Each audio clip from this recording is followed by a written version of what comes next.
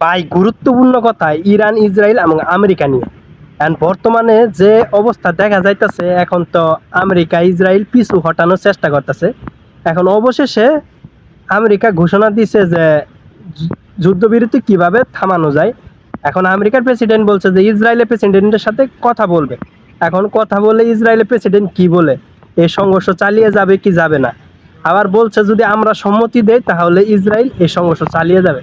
আবার Donald Trump বলছে যদি আমরা সম্মতি না দেই তো ইসরায়েলের পক্ষে ইরানে একা চালিয়ে যাওয়া সম্ভব না। এটা ডোনাল্ড ট্রাম্পের কথা।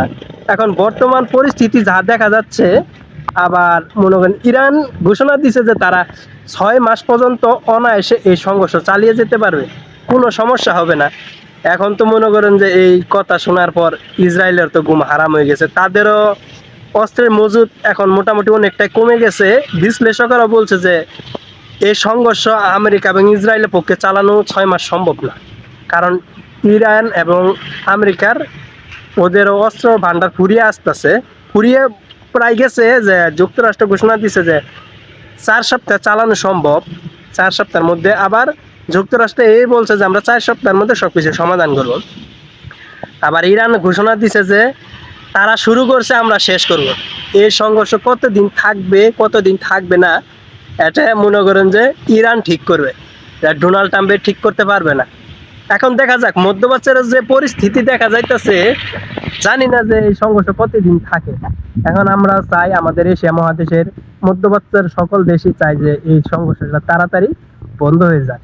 কারণ যতদিন সংঘর্ষটা বেশি সময় নেবে তত এশিয়া মহাদেশের জন্য এটা একটা খারাপ অবস্থা হয়ে যাবে। বিশেষ করে তেল, পেট্রোল, গ্যাস এগুলোর জন্য অনেক সমস্যা হয়ে যাবে। কিছু কিছু এশিয়া মহাদেশের মধ্যে এখনই সংকট দেখা দিচ্ছে। এখন এই সংঘর্ষটা কতদিন থাকে আগামীতে দেখতে পারবে। অ্যান্ড ডোনাল্ড ট্রাম্পের কথার মধ্যে বোঝা গেল যে তাড়াতাড়ি যুদ্ধবিরতি হয়ে যাবে। এখন ইসরায়েলের সাথে কথা বলতেছে ডোনাল্ড ট্রাম্পের প্রধানমন্ত্রী। এখন এর মধ্যে কি হয়, ইসরায়েল যদি সম্মতি দেয় তাড়াতাড়ি যুদ্ধবিরতি হয়ে যাবে, আর এটা বেশিক্ষণ যাবে না। এখন ইরান কি করে না করে সবকিছু ইরানের উপরে। আবার এই ঘোষণাও দিছে যে ইরানের পাশে থাকার ঘোষণা দিছে, সম্পূর্ণভাবে প্রকাশ করে দিচ্ছে চীন, রাশিয়া, উত্তর কোরিয়া। আর এই কথা শোনার পরে এখন মনে করেন ইসরায়েল আমেরিকার ঘুম হারাম হয়ে গেছে। সামনের দিনগুলো কি হয় মানুষ কিন্তু তাকিয়ে আছে এখন কি অবস্থা।